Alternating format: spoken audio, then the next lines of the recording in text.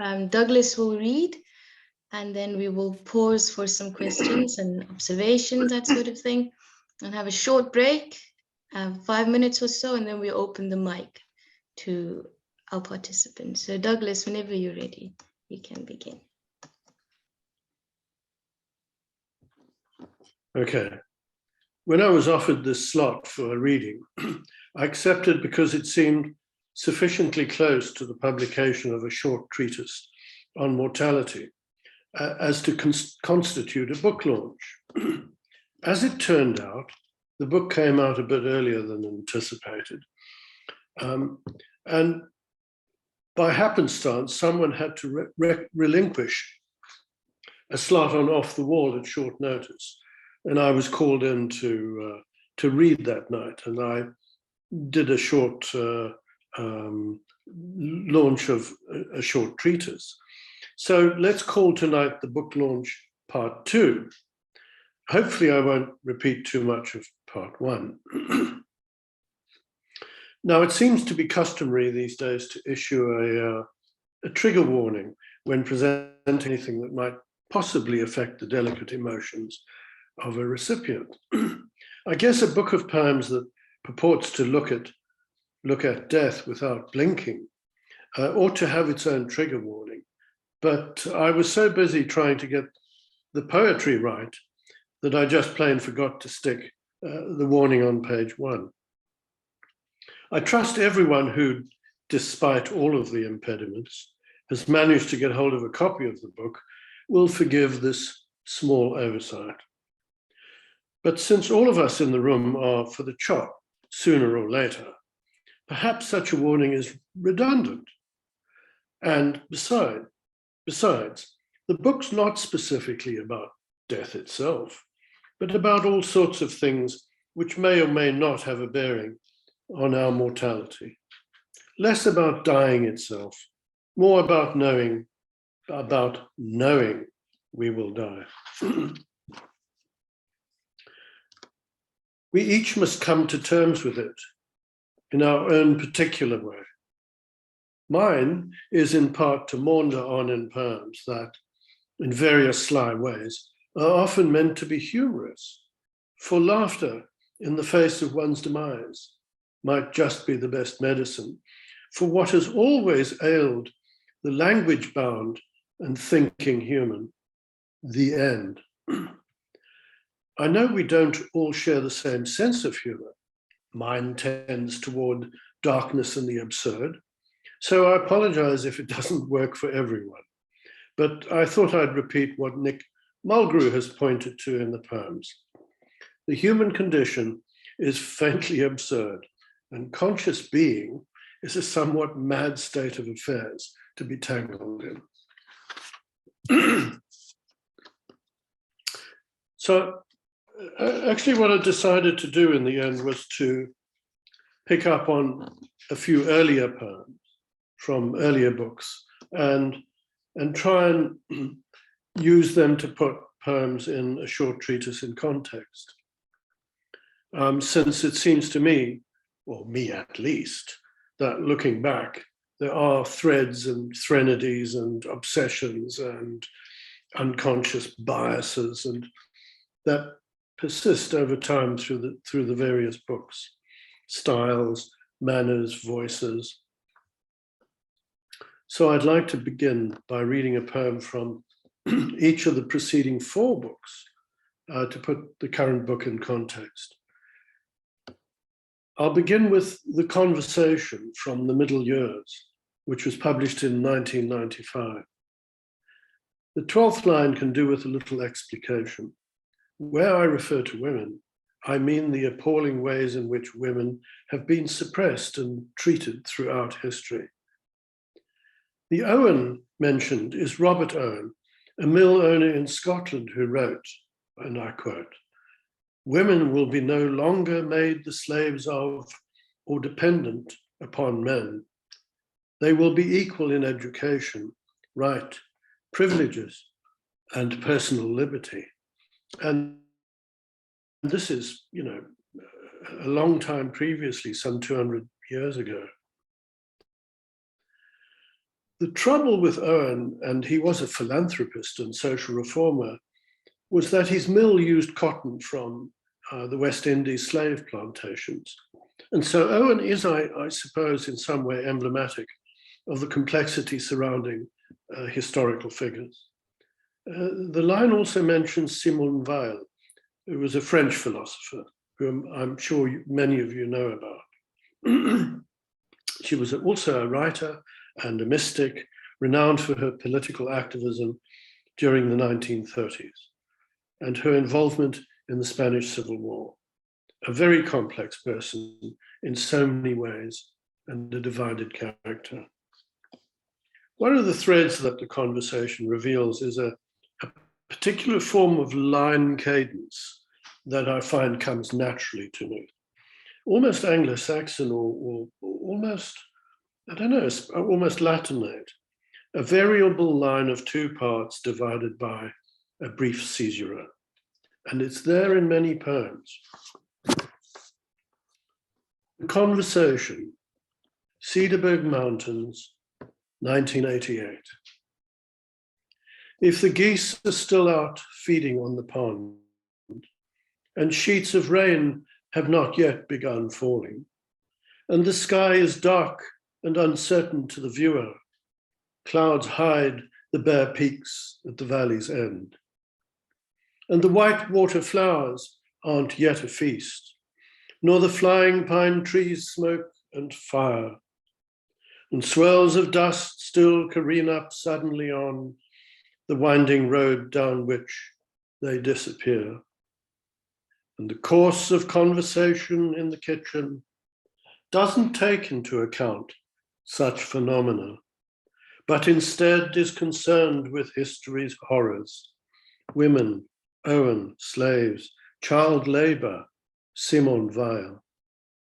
They'll go on sailing on the darkening mirror that possesses in itself the sky's sheer mind, while the keys, cups, and books lying on the table will remain forever unmoved by insight. Those people who sit up talking until late, who discuss ideas and consider and remember, later listen before sleep to the rain close over, Mars rising in the east, and the geese as they squawk and swagger, going back to shelter.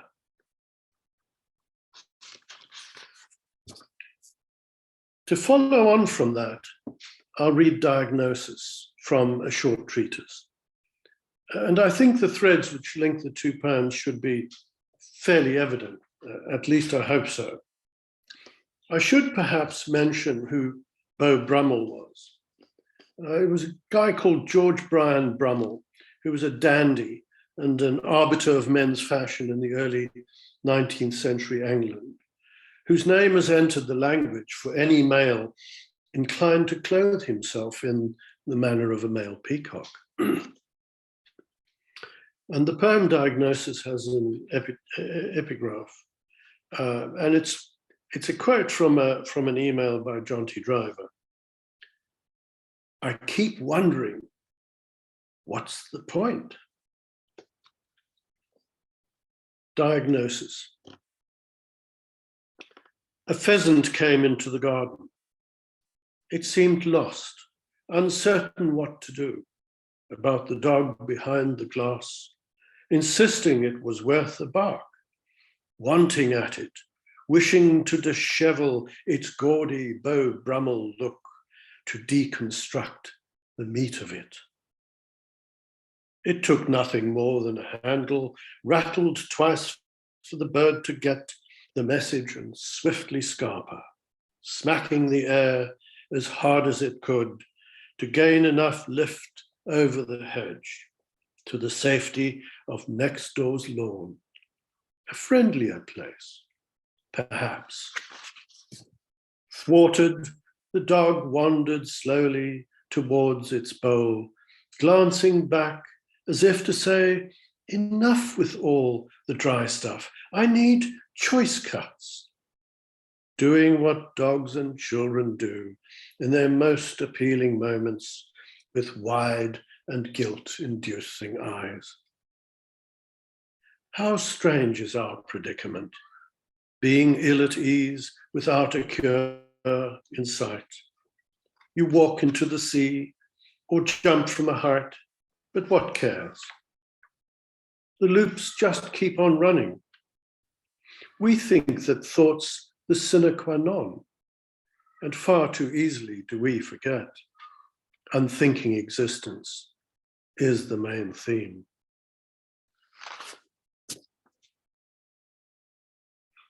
So from the earlier book, Blue Rivers, which came out, I don't know, about 2012, I think, thereabouts, I'd like to read the poem Vacillation, which might be an example where the writing of a subject is the subject of writing. Not writing about writing per se, but rather writing about the subject of writing and managing to enact the subject in words at the same time. Where the poem is both about something, in this case, the generation of an idea and its pursuit through various stages towards a finished artistic form, and about the process of the making. Writing poems has always seemed a mysterious business to me, never fully describable. So it's always seemed to me, at least, that poetry is the proper means of exploring what poetry itself is, or might be. I should probably just mention that the word qualia in the first stanza comes from the philosophy of mind and refers to discrete instances of subjective conscious experience. Vacillation. The voice insisted he throw the first away, the one that appeared straight out of the blue as he sat immersed in random qualia near sleep on a train to Waterloo.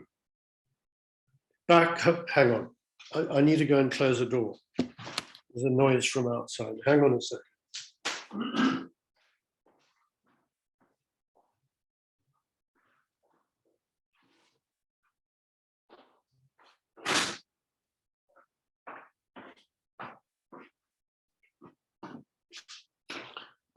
I'm afraid Jake, young Jake next door, has become enamored of bouncing a football on the cement. It's a rather mindless noise. So I'll start again. Vacillation. The voice insisted he throw the first away, the one that appeared straight out of the blue as he sat immersed in random qualia, near sleep on a train to Waterloo.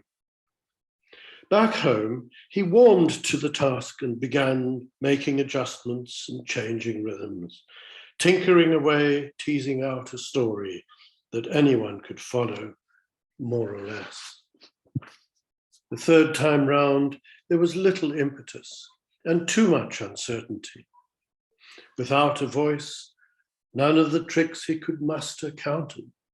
It ended up crumpled, consigned to the bin. Then after a week, the serendipity of snow in a glass globe dragged him back to the fray. The voice was loud and clear. Knuckle down, be strong, and act without fear. Of course, in the morning, all bets were off. The field of play was strewn with clues and intimate allusions, yet stubbornly stayed, angular and awkward, a fraction out of kilter. A walk on the beach, he decided, but then caught himself in the rearview mirror. Of course, he thought, distance and reflection. He sighed with relief and selected a station, playing Beethoven's sixths and sat listening. A few subtle shifts, some delicate tweaks, and that's it, he exclaimed, to no one in particular. I reckon there's nothing left over to say. Well, so it seemed until the following day. So from there, let me shift to a poem in a short treatise called Uninvited. Now, I've talked previously about a period where I explored seeing or regarding the muse as an actual other, with intentions and speech of their own, someone you could talk to or be talked at by, and what that might lead to poetically. And quite a few, or a certain number of poems that I've written have been written out of the voice of the muse, as an actual other, rather than simply a notion. And this particular imagined character is quite tough for me. It's a she, and she slaps me about, metaphorically speaking. So writing poems from the perspective of the muse leads to some strange, perhaps humorous conclusions. And this is from the new collection, and it's called Uninvited. She just walked in through the door one day. I'd never seen her before and didn't have a clue where she was from, though she seemed vaguely familiar and resembled others I'd known in earlier years. That shade of hair, when caught by sunlight in just such a way, how she'd pause and slowly purse her lips, or raise an eyebrow and look right through you. Not sure what to say, I mumbled a question, asking whether or not she'd be staying over. She answered without answering and left me to figure out what might lie in the future, to prepare for years of ongoing uncertainty. Every time a question has come to mind, her response has left 3 more in its train. Some have appeared to have no answer at all. I can't stop looking at her and wondering what might be next, what on any day might change, if the one who strolled nonchalantly through the door would later still be there in front of my eyes, or if she would be someone so different, it would leave me utterly puzzled or elated.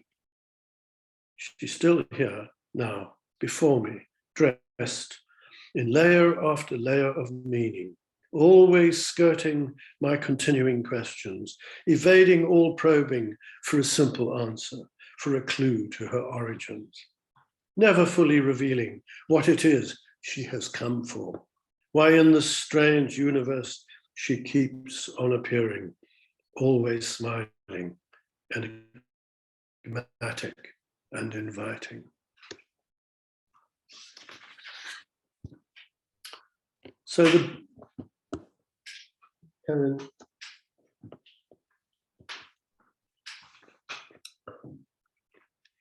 the book Heaven, in addition to being a selection of poems from earlier books, has a short section of 17 poems, a kind of mini collection, if you will. They were new poems at the time. And from that little mini collection, I'd like to read the opening poem called A Cup of Tea.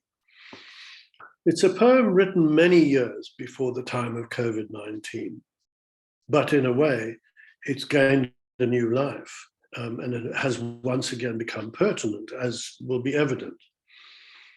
At the time, I had picked up a bug on a flight, and it took months and 2 courses of antibiotics to throw it off. And there were moments when I thought it was going to have me. Noticeable here is the degree to which the poem is made of concrete imagery. It is also, of course, a fairly obvious precursor to the later, a short treatise on mortality. A cup of tea. The rain arrives at 3, soft first, then urgent, persistent, steady. A cup of tea's his last resort, who's coughed for over half an hour, trying to clear his lungs of phlegm. Somebody's left the microphone on. Catherine, could you mute yourself, please? Thank you. I'll start again. A cup of tea.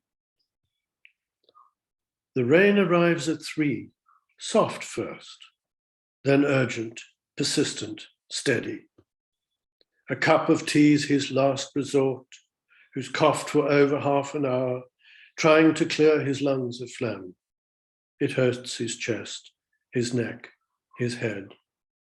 He goes downstairs. A faulty gutter drips outside, keeping time. He makes a note. It must be fixed. The steaming tea relieves his pain. The coughing slows until at last his breathing settles down again. Enveloped by the quiet you find, in early hours he tries to read. The world is flying through the dark, houses, trees, and mountain tops. Late lovers down the street who bend to weave a future in their arc. Floating behind the broken cloud, the teasing moon plays hide and seek. How long to wait, he wonders, for clear understanding to appear, the skill of living devoid of fear, of being gone, no longer here.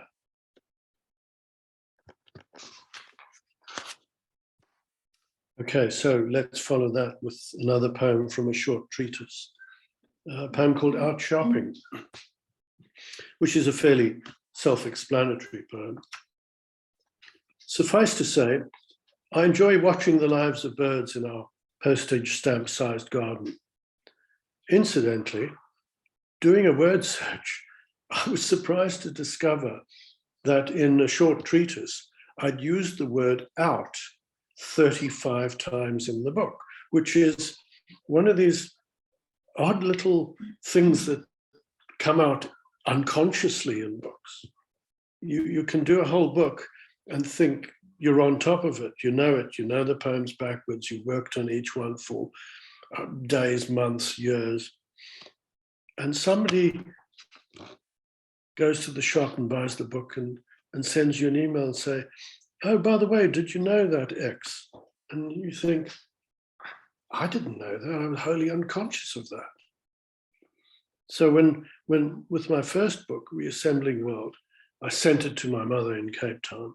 I was living in California at the time. And 3 weeks later, I get a letter from her saying, do you know that every poem has got water in it? I had absolutely no idea whatsoever. Anyway, so out shopping. In his bright, neat, and new tuxedo, the smaller bird comically struts stiff-legged behind his parent, hoping so to learn exactly where the choicest morsels lurk. Each time she takes a turn, so does he. And when she cocks an ear to glean if there might be a busy worm below the green, in easy reach, so does he. This pattern will be carried on in time until he's got the hang of it and knows just how to feed himself without her presence there. Day by day, confidence grows. A magpie's life does not last long. It's evident where she has worn thin, is getting ragged round her neck and head, lost feathers leaving patches, and soon he'll have to shop alone. His mother will be dead.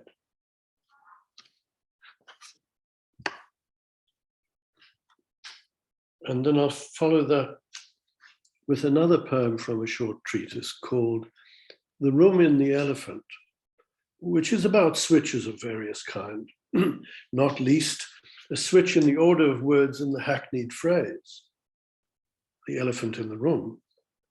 so as to gain a bit of semantic traction through linguistic surprise. For the longest time, I simply used the hackneyed phrase, figuring it was a kind of co-opting of cliche. But my editor demurred, and I was asked to rethink. So I looked at the poem and figured it was a kind of interior, and hey presto, the room in the elephant, bracket, in the room, in the elephant, in the room. The room in the elephant. So a book came out earlier in the year, which interestingly, I read a review of, and the book that came out earlier in the year reflected much of, or some of my thinking in this poem. And yet the poem was written much earlier. So in his review, the book is called All the Living and the Dead by Haley Campbell. And Malcolm Gaskill writes the following in his review. This is what happens when you die. Electricity stops flowing through your neural circuitry and consciousness shuts down as though a switch had been flicked. Blood keeps moving for a while, ebbing without the heart's propulsion before succumbing to gravity. And I am known for uttering the phrase from time to time, gravity wins.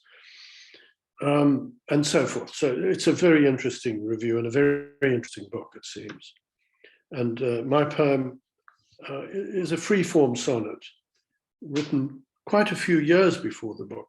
It has similar things to say. The room in the elephant.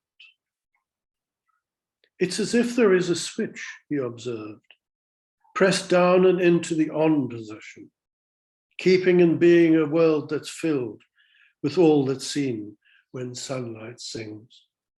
A red wing chair and dining table, the kitchen radio playing the news, a view of the garden through double doors, and the plum trees gaudy blossoming. Small birds that mass and seem to fritter their minutes away inside the hedge, and the ever so distant dome of sky with its always changing cloudy scenes.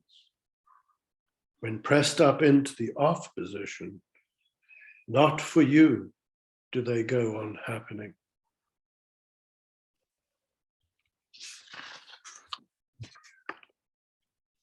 Which in turn leads me to a poem in the collection before a short treatise called Liminal, about memory and writing.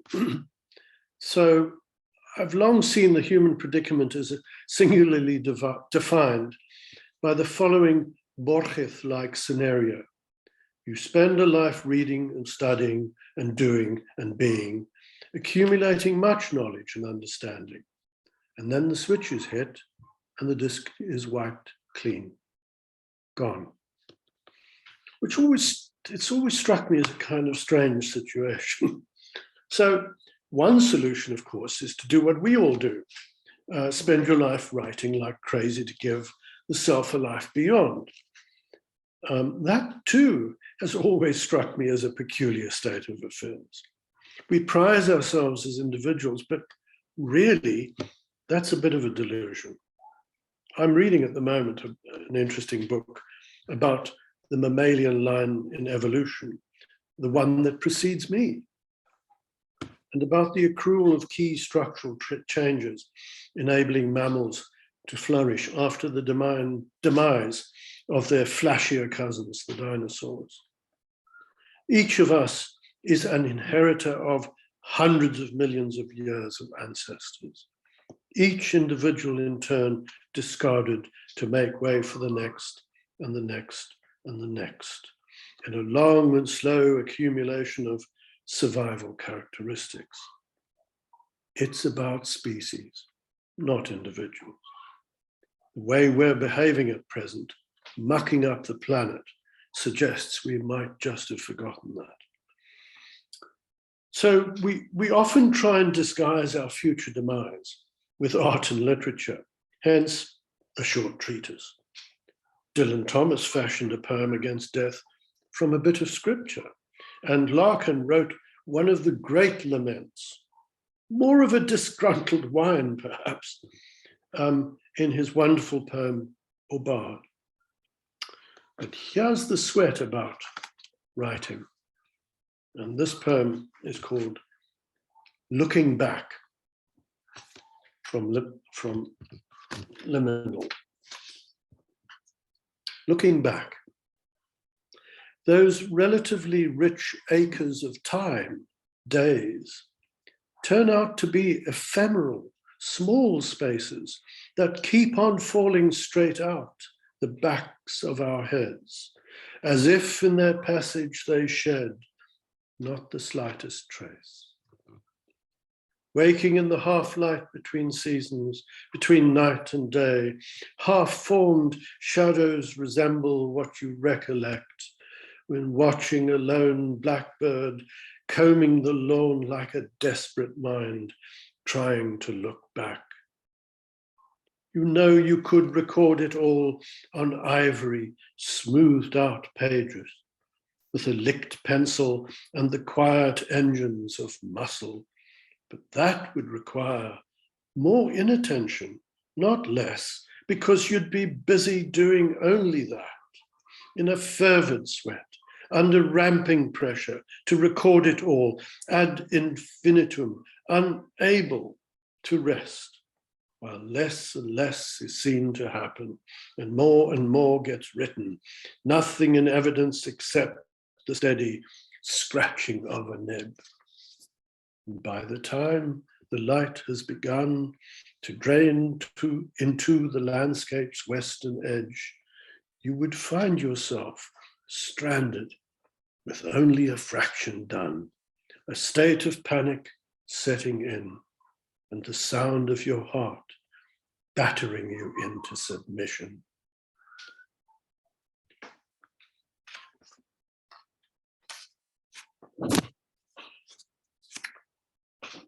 I've been a great fan over the years of the Italian poet Eugenio Montale, one of the writers of a period in Italian literature referred to as Hermetismo or Hermetismo or Hermeticism. In effect, the poetry often deliberately disguised true feeling and meaning under the political pressures of the time. I have read many different translations of Montale over the years, and I've even spent a bit of time making my own translations where I felt others hadn't quite got to the meat of the poem. So I translated one of his poems, Nel fumo, meaning in the smoke, and then subsequently made a different poem out of that poem. I repurposed the translation. Nel fumo takes place on a railway station with Montale waiting for someone to arrive, the woman in his life. And whereas my poem, called Written, allegorically employs Montale's setting as a point of departure, a railway station, from one poem to another. In essence, this characterizes the act of translation itself, and also the act of writing, the translation of the ineffable into the sayable. If I manage to get the reading right, you'll again hear something of the line of construction similar to that in the conversation, the line with these two hinged parts. I don't know why I think it's particularly Anglo-Saxon, but it's a vague recollection. The poem is in two parts, written after Eugenio Montale. 1. Some details we know, retained from the flux, that he'd wait on his own in the cold and the fog, strolling back and forth to keep himself warm, that now and then he would cough to clear his throat. We know he'd buy newspapers and hardly read them, describing them as not being worthy of the name, that he smoked Juba cigarettes, later banned, as he walked up and down, that he was never sure, if she'd arrive, or if the train had been cancelled, or if by chance he was waiting for the wrong one. We know as well that he would anxiously watch to see if her luggage would appear on a barrow, with her following behind, having been delayed. Those details we know, the ones he wrote down. 2. But what's missing from the picture is the welter of thoughts in the mind of the man as he stood, alone at the head of a platform curving into the distance. What he thought as he peered down the line, hoping she'd swim into view, one hand on her hat and following her luggage. What's missing are all those fleeting scenarios in the mind of a man who kept on strolling back and forth in the fog while smoking, flicking at pages but not giving them attention as he moved around the station and wondered, have I met the right train? Will she be on this one? Some details we know, they were written later. Everything else going on is as if it never was.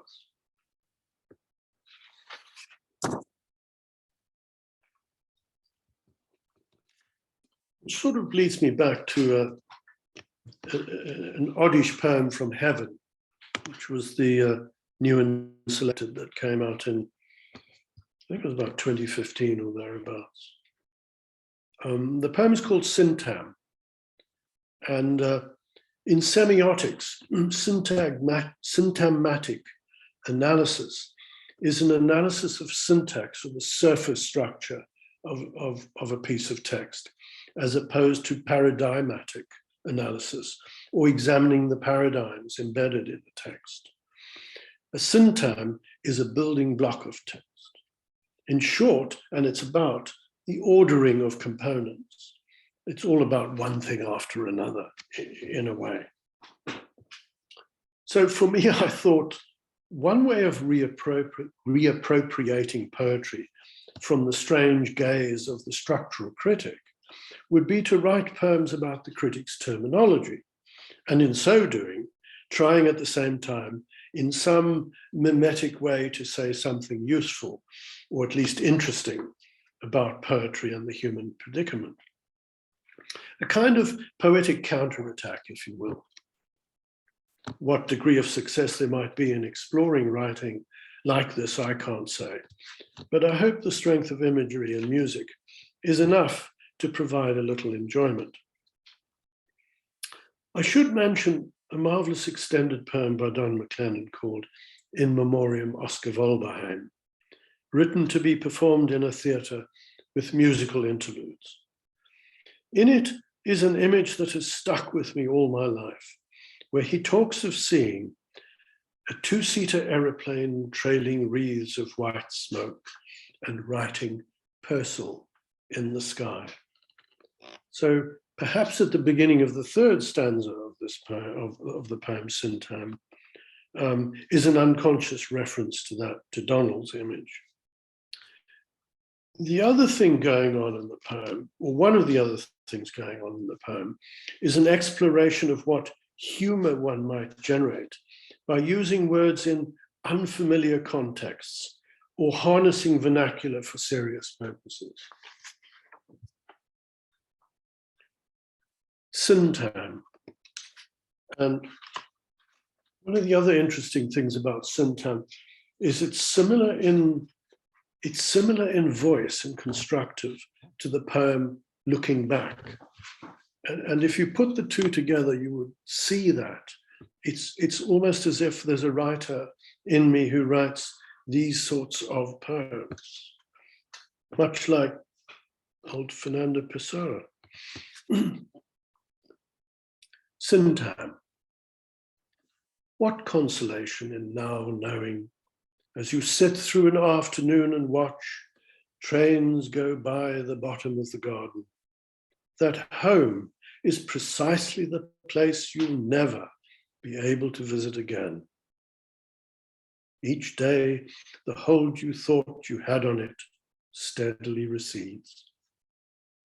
Hearing and eyesight thin, and a slightly wobbly gait no longer carries you pell-mell like a god across the screen to the finishing tape for an audience breathlessly leaning forward on their seats.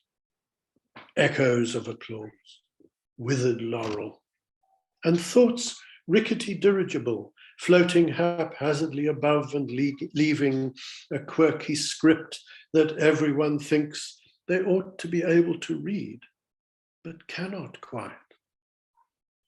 The surround of perishable ballyhoo, cascades of tinkling effervescence, the allure of enduring bonhomie in a crowded cafe where you carefully drop cubes of sugar onto rafts of foam and watch them disappear, are merely the conditions that each of us must navigate.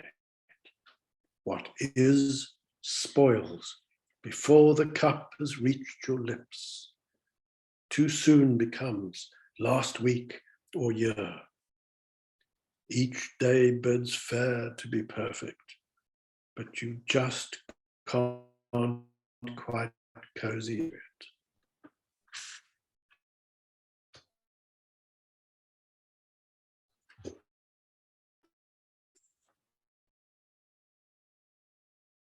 So, after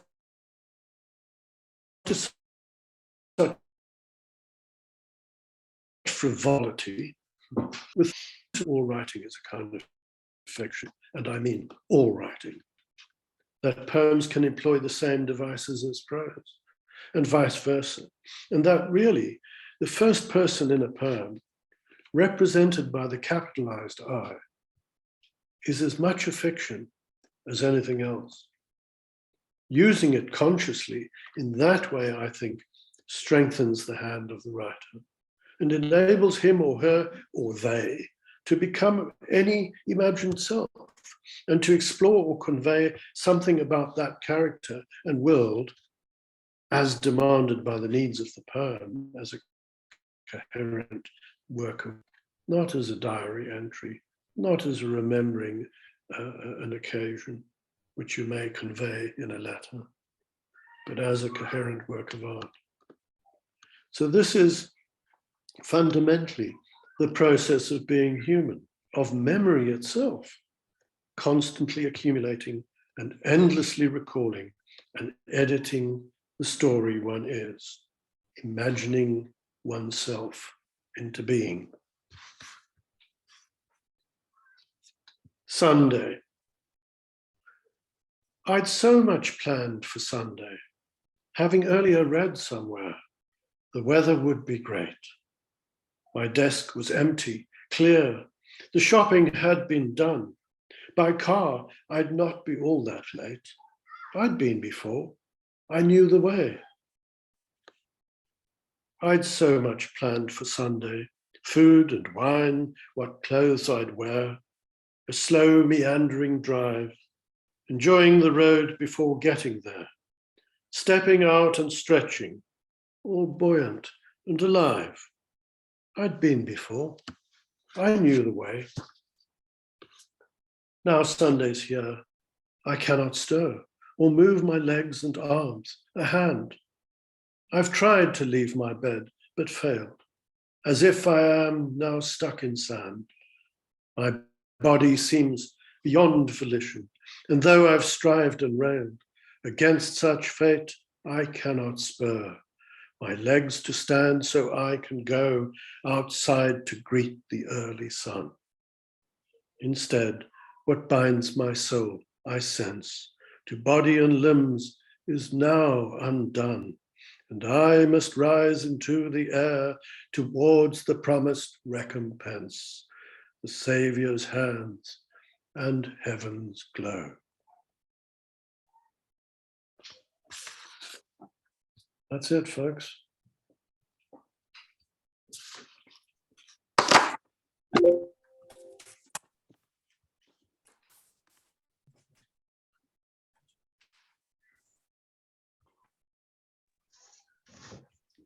Thank you. Everybody's on mute. Yeah. On behalf of the Red Wheelbarrow, Douglas, thank you for that insightful and encyclopedic reading. I thought perhaps I could start with the first question. I'm very much interested in the narrative poem and the conventions, I suppose, and some of the earlier poems you read in your reading echo some of those conventions. And I was just wondering, how do you arrive at your subject? Do you have, interesting historical figures, or do you arrive at your subject, or do you begin with the subject? If they even if you even considered it, just something that I'm quite interested in narrative poems here. I think every writer thinks about that. Wonders where writing comes from. And writing is it's like training for the 100 meters freestyle. The more you train, the better you get.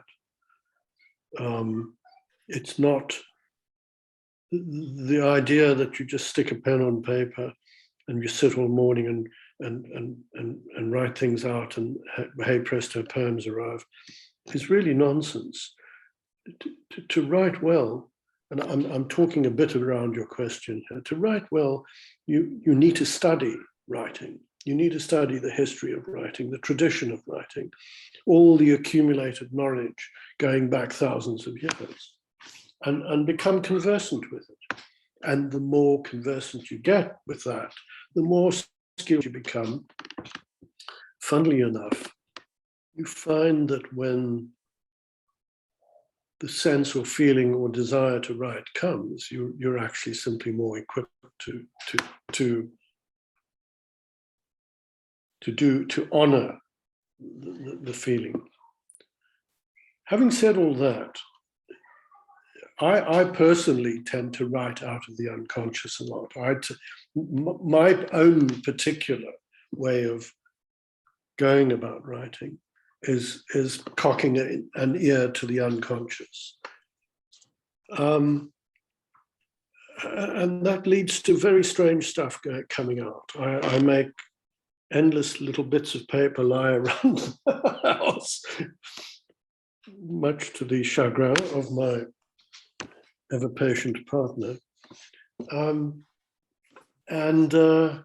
find books with little pieces of paper stuffed in them with wonderful ideas, but ideas that were probably never going to be realized.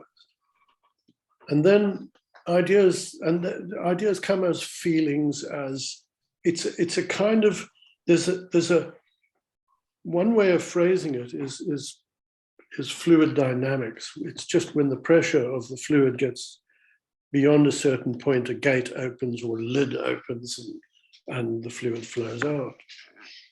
And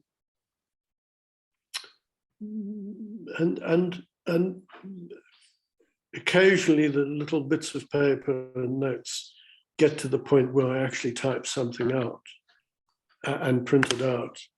And then I might work on it a few times. And then I tend to put stuff aside for it to compost.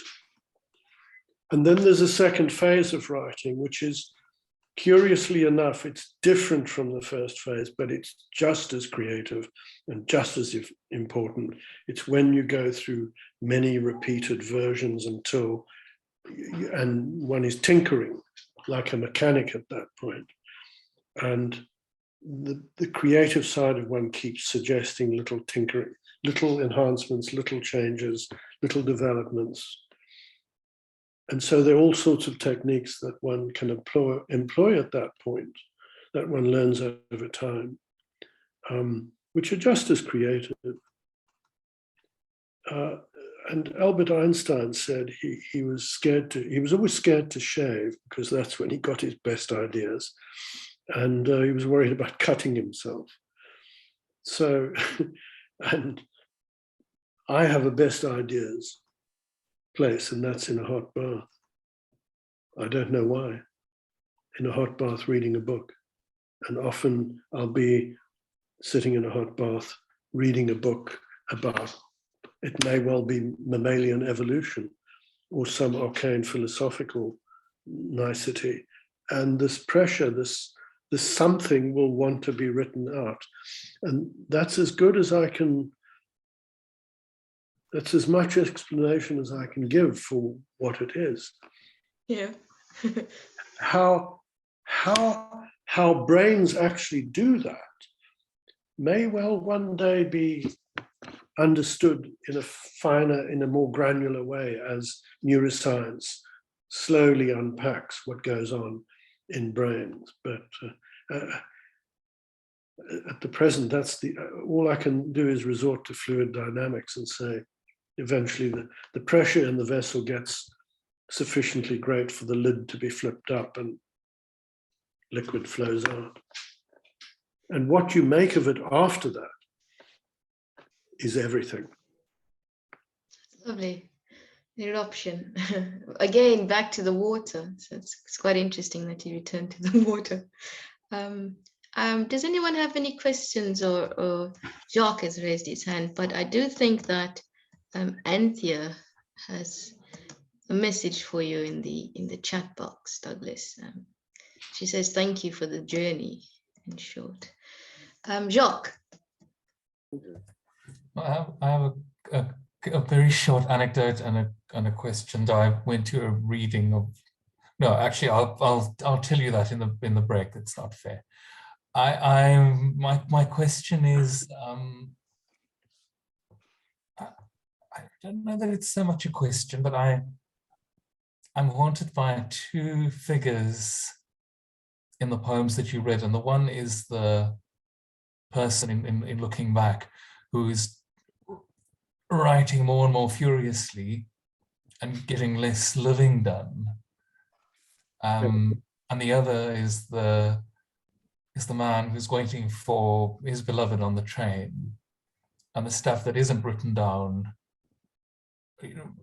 might as well not have happened at all. We don't know what it is. And there's a strange symmetry. There's a sense of writing and life, cannibalizing each other, or they're in this symbiotic, strange, but sometimes adversarial relationship. So I have a sort of a half-formed thought about that. I don't know if you wanted to say anything about it. Yeah, you're bang on. It's been a dawning realization for me. I went through this process. I gave up writing for about 10 or more years, perhaps. Yeah, about 10 years, roughly. I just found I couldn't write, and I was busy with other things. And half of me wanted to give up writing because it was just so hard to be good at it. And that was when I formulated this notion of the muse as a genuine other, and started conversing with this figure both in dreams and in poems, and started writing again. And the more I started writing again, the more aware I became that actually writing about the subject of writing has been at the bottom of everything I've written. That so many of the poems that I wrote about other things, when I looked back at them in this new light, I could see the second thread running through all, most of them, nearly all of them. And so that has become the looking back, the syntam, the written, that has become the most conscious part of my writing, is teaching myself to write in both modes at the same time, to write about something and to write about the writing.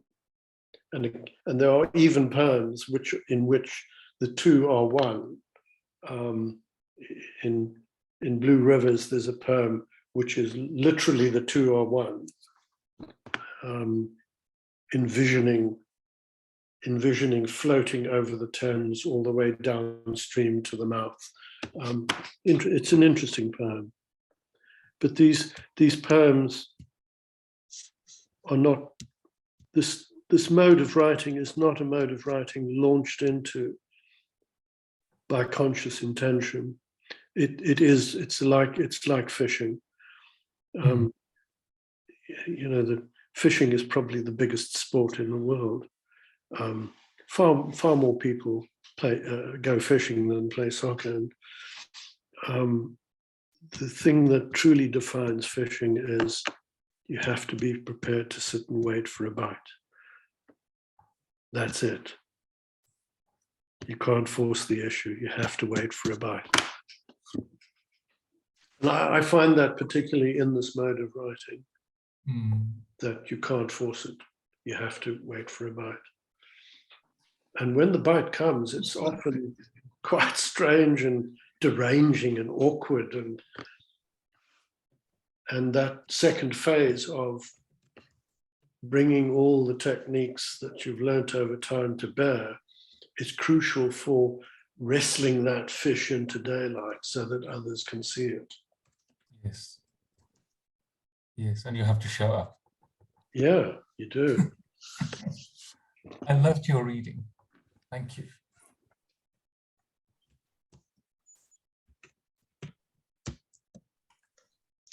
All right. Are there any other questions, observations? Stunned silent. Raise your hand. Craft. That's what it is. It's craft. Good evening, Michael. Hi, Doug. You know, it's a thing that I've found that all of us have to really just hone that craft, keep it going. And even several different crafts if that's the way it has to be. But hone it, that's it. And it's beautiful. It's a wonderful thing to do. It almost makes one feel important. Anyway, I'll bugger off.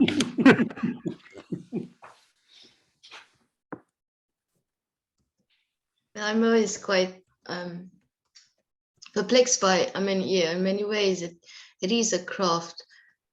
Then when do you know you're done? Do you have to abandon it? Because it will kill you. You will just go at it and go at it. Yeah. Do you know when you're done with a poem, Douglas?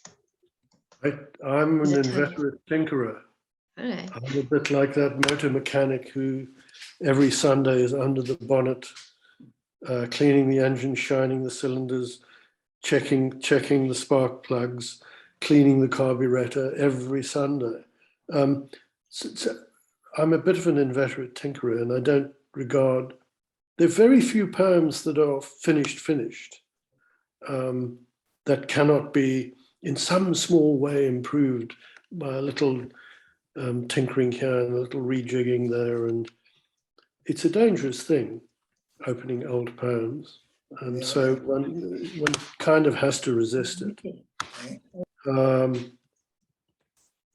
But I think if one can read a poem out loud at a reading, and it works and you can get through it without stumbling, the chances are it's probably done.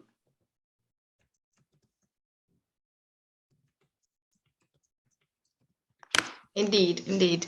But we should still always be uncertain. That is the human condition. That is the human condition, indeed. There are some comments in the chat box if you just want to visit that. From Annette, from Robin, and from Philelani, some of our frequent attendees. Anyone else?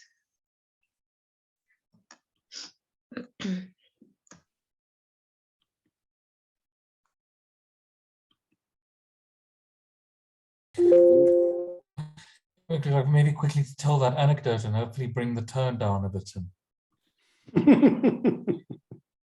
I went to a reading when I was about 20 of Wilma Stokkenstrom, who I think is one of the great Afrikaans poets. And all the poems were about ships and the sea. And afterwards, the MC asked whether there were any questions, and there were no questions. We were all tongue-tied. We didn't know what to say. And finally, somebody perked up and said, why are all the poems about water? And she said, no, that Freudian question I'm not going to answer. Gosh, if only I'd had that to hand. Yeah, would you like that?